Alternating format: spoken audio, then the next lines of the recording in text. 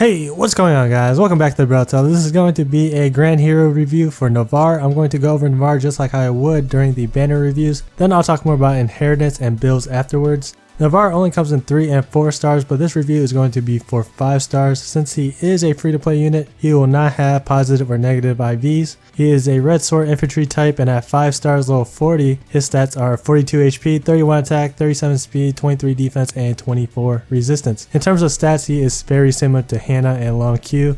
All 3 of these heroes are at the top of the chain for speed. However, Navar has moderately low defensive stats, but the speed does help him a lot by preventing many heroes from doubling him. For inheritance, his stat spread is great, but if you happen to have a plus speed minus HP Hannah, then Navar is just a worse version of Hannah. His weapon is Killing Edge plus has 11 might and gets Navar's total stat to 42, which is still fairly low. That's kind of expected though, since Killing Edge's might is not that great compared with the other swords in the game. But of course that isn't the reason why heroes use Killing Edge. They use it for the effect which correlates with the character's special. And Navar's special happens to be Blazing Wind. It is lowered from a 4 to 3 attack cooldown with Killing Edge's effect, and it deals an area effect damage near the target equal to 1.5 times Navar's attack minus the foe's defense or resistance. And I'm not gonna lie, it kind of sucks ass. Like, the effect is okay. The problem I have is Navar having this special. This special doesn't do more damage to the target, and that can lead to Navar getting revenge killed. Type E skill is Desperation 3. It allows Navar's follow-up attack to occur immediately when initiating combat at 75% or lower HP. This is a perfect skill for fast characters like Navar. When the HP requirement is met, Navar gets to act as if he has a brave weapon. If Navar has too low HP, he could use Ardent Sacrifice to easily get into 75% range, but unfortunately at 42 HP he would have to use Ardent Sacrifice twice. Type C is Threat and Speed 3. Foes within 2 spaces get their speed stat lowered by 5 through their next actions at the start of each turn. So with this skill, there's actually no heroes in the game that can double Navar.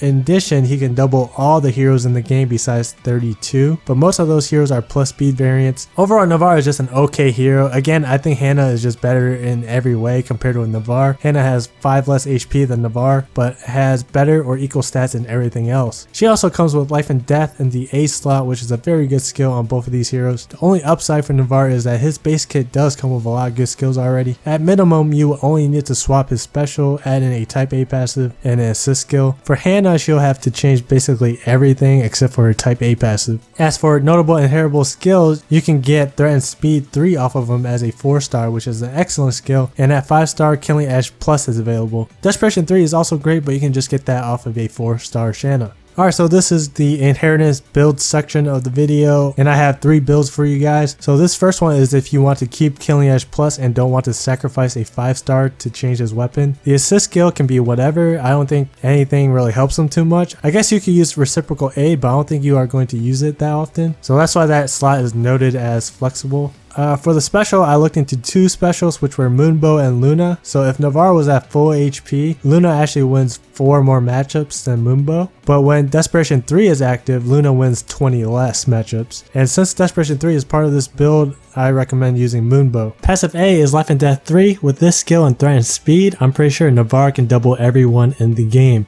Alright, so here's the sacrificial list. 1 5-star is going to be needed for that Life and Death 3. The total amount of SP needed for the inherited skill is 975. This is the second build for this one. I swapped the weapon for Brave Sword Plus, added Luna and Life and Death. This build wins 16 more matchups than the Killing Edge build. It works very similar to the Quadsuna build. The speed reduction from Brave Sword is balanced out with the 5 extra speed from Life and Death, so it just sits at 37. And just like the Setsuna build, it's very reliant on having Desperation 3 activated, so Navar can hit 4 times immediately before the enemy counterattacks. Again, I compared Moonbow and Luna. Luna wins 3 more matchups than Moonbow, but it's just only a slight difference, so you can use either one. With 33 speed, he'll need Threat and Speed to outspeed the enemies in the 33 to 36 range. So this one's going to be a little more expensive. 2 5-star heroes and 1425 SP for everything. The third build is basically the same as the first one, but instead of Killing Edge Plus, he has that Wodow Plus. Wodow Plus has 2 extra might than Killing Edge Plus, and will give that extra bonus damage whenever Navar activates his special. With Moonbow, he's going to be proccing Wodow Plus almost every fight. When Navar attacks, that's 1 charge. When the enemy counterattacks, that's charge 2. And then when Navar attacks the second time, he's going to be activating Moonbow plus the Wodow Plus effect. Other than that, there's not really much to say about this one because it's so similar to the first build. I think it's a little far-fetched to go with this one since you need to sacrifice a 5-star Carol. Here's a comparison between the 3 builds. The Wodow Plus build seems to do the best when Navarre's at full HP, but does considerably worse in desperation range. It's because 75% HP is 31 HP, and Navarre can't proc the Moonbow special during the fight unless he gets hit. And against 25 of those heroes, he attacks twice with desperation and just dies on the counterattack. The Brave build looks like it's the best on both ends, but I don't think it's very realistic for anyone to go that build on Navarre. If you have the resources for that build, just do it on Hannah. She's a lot better with that build. Alright, so that was my review for Navarre. My opinion on which build to go, probably none of them. I don't think Navarre is even worth promoting or using. Yeah, Navarre can just sit in my barracks and just look pretty with the pantyhose on his arms. If you guys enjoyed that video, please give it a like. If you like what I do, hit that subscribe button. Thank you guys for watching, and I'll see you guys in the next video.